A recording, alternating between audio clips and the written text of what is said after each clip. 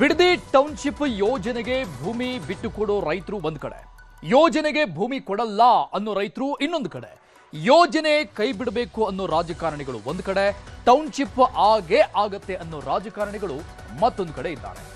ತಿಂಗಳು ತುಂಬಿದ್ರೂ ಬಿಡದಿ ಟೌನ್ಶಿಪ್ ವಿಷಯದಲ್ಲಿ ನಡೀತಾ ಇರೋ ಹಗ್ಗ ಜಗ್ಗಾಟ ತಾರಕಕ್ಕೆ ಹೋಗ್ತಿದೆಯೇ ಹೊರತು ಕಡಿಮೆ ಮಾತ್ರ ಆಗ್ತಿಲ್ಲ. ಅದರಲ್ಲೂ ಕೇಂದ್ರ ಸಚಿವ ಎಚ್ ಡಿ ಕುಮಾರಸ್ವಾಮಿ ಮತ್ತು ಸಿಎಂ ಡಿಕೆ ಶಿವಕುಮಾರ್ ನಡುವಿನ ಟೌನ್ಶಿಪ್ ಜಗಳಾನೂ ತಣ್ಣಗಾಗ್ತಾ ಇಲ್ಲ.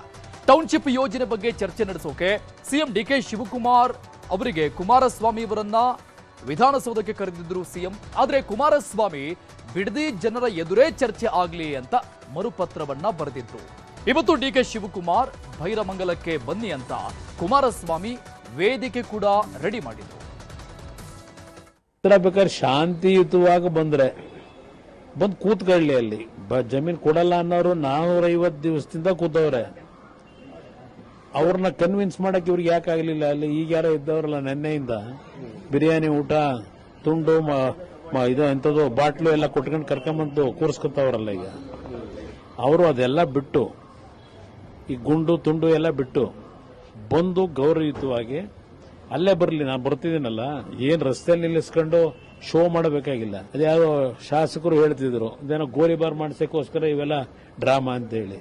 ಗೋಲಿಬಾರ್ ಮಾಡ್ಸಾರ ಅವರು, ನನ್ನ ಕೈಲಿ ಇದೆಯಾ ಗೋಲಿಬಾರ್ ಮಾಡಿಸೋದು? ಶಾಂತಿಯುತವಾಗಿ ಬಂದು ಮಾತಾಡ್ಲಿ ಅಂತ ಹೇಳಿದ ಕುಮಾರಸ್ವಾಮಿ ಬಿಡದಿಯ ಭೈರಮಂಗಲಕ್ಕೆ ಬಂದ್ರು. ಮಧ್ಯಾಹ್ನ ರೈತ ಗೀತೆ ಮೂಲಕವಾಗಿ ಪ್ರತಿಭಟನಾ ಕಾರ್ಯಕ್ರಮಕ್ಕೆ ಚಾಲನೆ ಕೂಡ ಕೊಟ್ಟರು. ಹಸಿರು ಶಾಲು ತೋರಿಸಿ ಅನ್ನದಾತರು ಒಗ್ಗಟ್ಟನ್ನ ಪ್ರದರ್ಶನ ಮಾಡಿದ್ರು. ಇನ್ನು ಚರ್ಚೆಗೆ ಅಂತ ವೇದಿಕೆ ಕೂಡ ರೆಡಿ ಮಾಡಿಸಿದ್ರು ಕುಮಾರಸ್ವಾಮಿ. ಮುಖ್ಯಮಂತ್ರಿ ಡಿಕೆ ಶಿವಕುಮಾರ್ ಅವರಿಗಾಗಿ ಒಂದು ಕುರ್ಚಿನೂ ಹಾಕಿಸಿ ಹೆಸರನ್ನೂ ಬರೆದಿದ್ರು. ಅದರ ಮೇಲೆ ವೇದಿಕೆ ಮೇಲೆ ಎಚ್ ಡಿ ಕುಮಾರಸ್ವಾಮಿ ಪಕ್ಕದಲ್ಲೇ ಡಿಕೆ ಶಿವಕುಮಾರ್ ಹೆಸರಲ್ಲಿ ಖಾಲಿ ಕುರ್ಚಿನೂ ಇಟ್ಟಿದ್ರು. ಸಿಎಂ ಬರಲಿಲ್ಲ. ಆಗ ಡಿಕೆ ಶಿವಕುಮಾರ್ಗೆ ಎಚ್ಚರಿಕೆ ಮತ್ತೊಂದು ಸವಾಲು ಹಾಕಿದ್ರು. ಸಿಎಂ ಬರಲ್ಲ ಅನ್ನೋದು ನನಗೂ ಗೊತ್ತಿದೆ, ಏನೇ ಚರ್ಚೆ ಇದ್ರೂ ರೈತರ ನಡುವೆ ಆಗ್ಲಿ ಅಂತ ಮತ್ತೆ ಸವಾಲು ಹಾಕಿದ್ದಾರೆ. ಇವತ್ತು ಒಂದು ರೀತಿಯ ನನಗೆ ಅಗ್ನಿ ಪರೀಕ್ಷೆ. ನನ್ನನ್ನ ಇವತ್ತು ಒಂದು ಅಪರಾಧಿ ಸ್ಥಾನದಲ್ಲಿ ಈಗಿನ ಸರ್ಕಾರ ನಿಲ್ಲಿಸಿದೆ. ಅದೆಂಥದ್ದು ನನ್ನ ಫೋಟೋ ಹಾಕ್ಬಿಟ್ಟು ಕುಮಾರಸ್ವಾಮಿನ ಅಲಿಗೆ ಹೊಡೆರಳಿ ಜೈಲಿಗೆ ಕಳಿಸ್ತೀವಿ ಅಂತಾರೆ. ಇನ್ನೊಂದು 100 ಜನ್ಮ ಎತ್ತು ಬರಬೇಕು, 100 ಜನ್ಮ ಎತ್ತು ಬರಬೇಕು. ಏನು ದೊಡ್ಡ ಗನಂದಾರಿ ಕೆಲಸ ಮಾಡಿದಿರಿ ಅಂತ ಹೇಳಿ TR ಜೈಲಿಗೆ ಕರ್ಕೊಂಡು ಹೋಗಿದ್ರ? ಏನು ಈ ರಾಜ್ಯದ ಜನಕ್ಕೋಸ್ಕರವಾಗಿ ಕಾವೇರಿ ಮೇಕೆದಾಟು ನೀರನ್ನ ಹೋರಾಟಕ್ಕೋಸ್ಕರವಾಗಿ ತಗೊಂಡೋಗಿ TR ಜೈಲಿಗೆ ಹಾಕಿದ್ರ ನಿಮ್ಮನ್ನ? ಇನ್ನು ಭೈರಮಂಗಲ ವೇದಿಕೆಯಲ್ಲೇ ಭೂಸ್ವಾಧೀನ ವಿರೋಧ ಮಾಡ್ತಾ ಇರೋ ರೈತರಿಗೆ ಎಚ್ಚರಿಕೆ, ಧೈರ್ಯ ತುಂಬಿದ್ರು.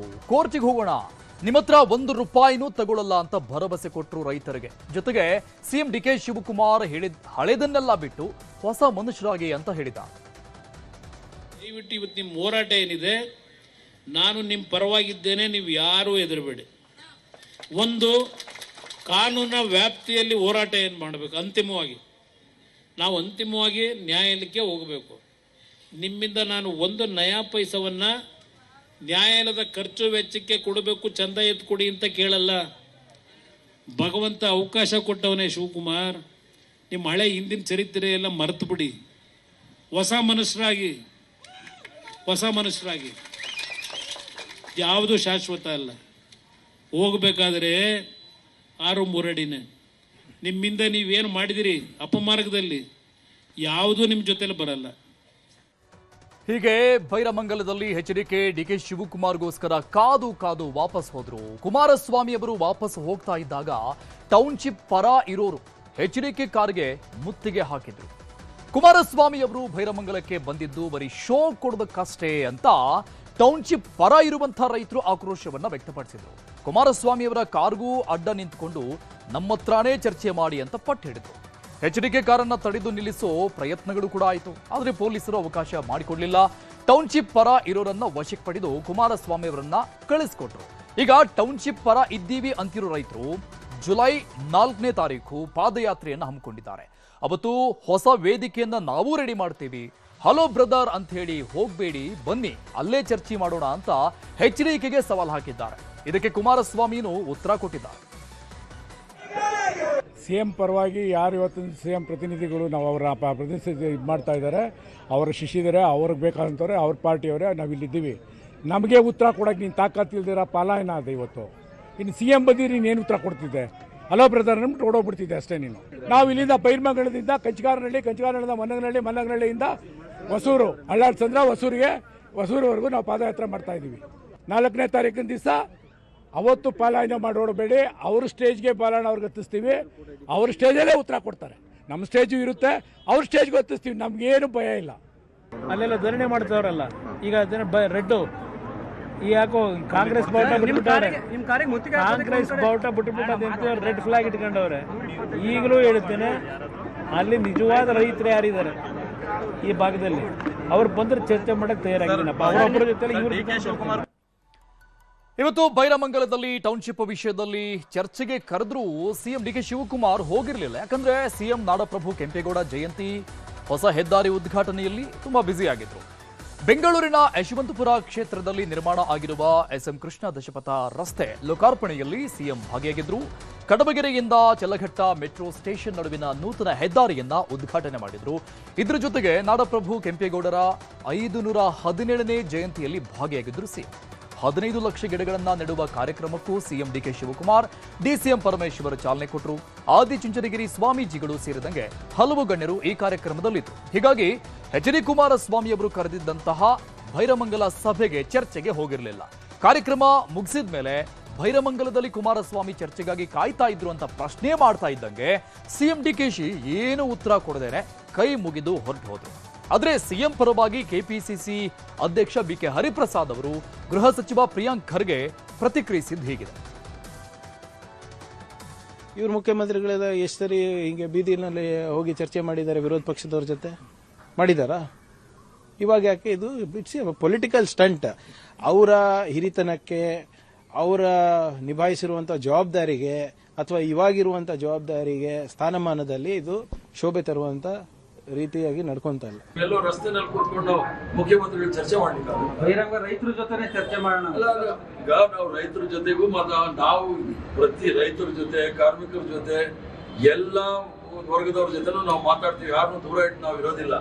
ಆದ್ರಿಂದ ಪವಿತ್ರವಾದ ಪ್ರಜಾಪ್ರಭುತ್ವದ ಮಂದಿರ ಇದೆ ನೋಡಿ, ವಿಧಾನಸೌಧ, ಅಲ್ಲಿ ನಾವು ಮಾತಾಡ್ಲಿಕ್ಕೆ ತಯಾರಿದ್ದೇವೆ. ಒಟ್ನಲ್ಲಿ ಬಿಡದಿಯಲ್ಲಿ ಭೂಸ್ವಾಧೀನ ವಿಷಯದಲ್ಲಿ ಬೆಂಕಿ ಹೊತ್ಕೊಂಡಿದೆ. ಆಗಾಗ ಉರಿಯೋ ಬೆಂಕಿಗೆ ತುಪ್ಪ ಸುರಿಯೋ ಕೆಲಸನೂ ಆಗ್ತಾ ಇದೆ.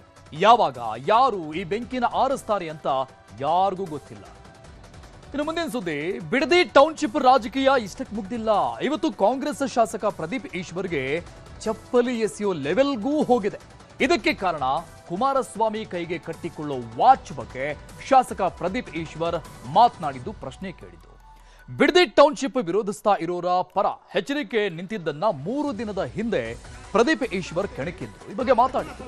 ಎಚ್ಚರಿಕೆ ಕೈಯಲ್ಲಿರೋ ವಾಚು ಲಕ್ಷಾಂತರ ರೂಪಾಯಿ ಬೆಲೆಯದ್ದು, 62 ವಾಚ್ಗಳಿವೆ ಅಂತ ಹೇಳಿಕೆ ಕೊಟ್ಟಿದ್ರು, ಕೆಣಕಿದ್ರು. ಇದಕ್ಕೆ ತಿರುಗೇಟು ಕೊಟ್ಟಿದ್ದ ಕುಮಾರಸ್ವಾಮಿ, ನಾನು ಕಟ್ಟಿರೋದು ಮಾಮೂಲಿ HMT ವಾಚ್, ಬೇಕಿದ್ರೆ SIT ಮಾಡಿಸಿ ತನಿಖೆ ಮಾಡಿ ಅಂತ ಹೇಳಿದ್ರು.